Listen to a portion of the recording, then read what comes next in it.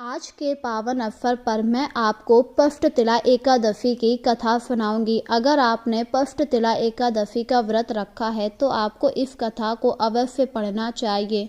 अगर आप व्रत को बिना कथा के ही पूरा कर लेते हैं तो आपका व्रत पूरा नहीं माना जाता। तो आइए शुरू करते हैं। धार्मिक ग्रंथों के अनुसार एक बार नारद मुनि विष्णु भगवान के पास पहुँचे और उन्होंने पष्टतिला एकादशी के व्रत का महत्व पूछा और कहा, हे प्रभु, आप मुझे भी बताइए आखिर पष्टतिला एकादशी इतनी विशेष क्यों मानी गई है। तब विष्णु भगवान ने कहा, इस एकादशी को बताने के लिए मुझे तुम्हें एक कहानी सुनानी पड़ेगी। बहुत समय पहले पृथ्वी लोक पर एक बूढ़ी औरत रहा करती थी। उसका पति मर चुका था, पर वह मेरी बहुत बड़ी भक्त थी और नियमित रूप से मेरी पूजा किया करती। उसने लगातार 1 महीने तक मेरा व्रत रखा और पूजा पाठ किया, जिससे उसका शरीर तो शुद्ध हो चुका था, पर वह कभी भी दान पुण्य नहीं करती थी। अगर उसके द्वार पर कोई भी साधु या भिखारी आ जाता था तो वह उसे वहां से भगा दिया करती थी या फिर मिट्टी का दान कर दिया करती थी, जिस वजह से वह देवी देवताओं में बैठने लायक नहीं थी। मुझे ये सब देखकर अच्छा नहीं लगा, क्योंकि जब वो यहाँ आएगी तो वह यहाँ पर इसी तरह दरिद्र रहेगी। और इसी का उपाय ढूंढने के लिए मैंने एक युक्ति लगाई और स्वयं बूढ़ी अम्मा के पास साधु के भेष में पहुंच गया और मैंने उस बूढ़ी औरत से कहा, भिक्षाम देहि। बूढ़ी औरत ने जब मुझे देखा तो उसने मिट्टी का एक गोला बनाया और मेरे हाथ पर रख दिया, जिसे देखकर मैं थोड़ा हैरान हुआ और मैंने कहा, मुझे तो भिक्षा चाहिए है। ये आप क्या रख रही हैं? मेरे पास अनाज नहीं है, यही तुम ले जाओ। अरे अम्मा, थोड़ा दान पुण्य कर लिया करो, इससे आप पर भगवान की कृपा होगी। अरे मैं तो विष्णु भगवान की बहुत बड़ी भक्त हूँ, मुझे मत बताओ।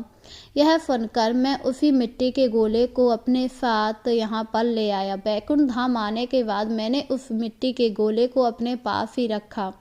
कुछ समय बाद उस बूढ़ी औरत की मृत्यु हो गई और वह बैकुंठ धाम आई। यहाँ आने के बाद उसे एक खाली कुटिया मिली, जिसे देखकर वह काफ़ी ज़्यादा दुखी हुई और मेरे से प्रार्थना करने लगी, हे विष्णु भगवान, मैंने तो आपकी खूब पूजा की, व्रत भी रखा, फिर मुझे यहाँ आकर ये खाली कुटिया क्यों मिली।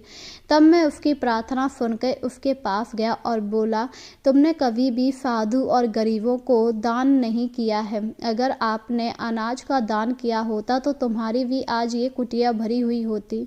हे प्रभु, तो अब मुझे क्या करना चाहिए? तुम्हें इसके लिए पष्टतिला एकादशी का व्रत करना चाहिए, तभी तुम्हारी कुटिया दान धान्य से भरी रहेगी। पर प्रभु, मुझे तो इस व्रत के बारे में कुछ पता ही नहीं है। तुम चिंता मत करो, अभी कुछ देवियां यहाँ आ रही होंगी, तुम उनसे इस व्रत के बारे में पूछ लेना। यह कहकर विष्णु भगवान वहाँ से चले गए। तभी वहाँ पर कुछ देवियाँ आईं। उन्होंने जब बूढ़ी औरत को दुखी देखा तो कहा, क्या हुआ, आप इतनी दुखी क्यों हैं? इस पर बूढ़ी औरत ने उन्हें सारी बात बताई। इस पर उन देवियों ने उन्हें पष्टतिला एकादशी के व्रत की पूरी पूजा विधि बताई और कहा, अगर आप इस व्रत में तिलों का दान करेंगी अम्मा, तो आपकी कुटिया पूरी अनाज से, धन दान से भर जाएगी। यह सुनकर वह बूढ़ी औरत काफ़ी ज़्यादा खुश हो गई और जब पष्टतिला एकादशी आई तो उसने मेरी और लक्ष्मी माँ की पूजा की और तिलों का दान किया, जिससे मैं उससे काफ़ी ज़्यादा प्रसन्न हुआ और उसकी कुटिया को धन धान से भर दिया, जिसे देखकर वह भी काफ़ी ज़्यादा खुश हुई। तो इस प्रकार जो भी इस पष्टतिला एकादशी को तिलों का दान करता है, तिल से बने खाद्य पदार्थों को लोगों में बांटता है, उस पर मेरी असीम कृपा बनी रहती है। इसीलिए इसे पष्टतिला एकादशी कहा गया है। यह सुनकर नारद मुनि काफ़ी ज़्यादा खुश हुए और कहा, अब तो मैं भी इसी एकादशी का व्रत करूँगा प्रभु, जिससे मुझे आपकी कृपा हमेशा बनी रहेगी। यह कहकर नारद मुनि वहाँ से चले गए। तो भक्तजनों, अगर आप पष्टतिला एकादशी पर तिलों का दान करते हैं या फिर किसी भी चीज़ का दान करते हैं तो आप पर विष्णु भगवान बहुत ही खुश होते हैं। वैसे तो इस एकादशी में विशेषतर तिलों का ही दान किया जाता है, क्योंकि इसका नाम ही है पष्टतिला एकादशी। इससे विष्णु भगवान आपके सारे दुखों को हर लेते हैं और आपको सुख संपत्ति प्रदान करते हैं।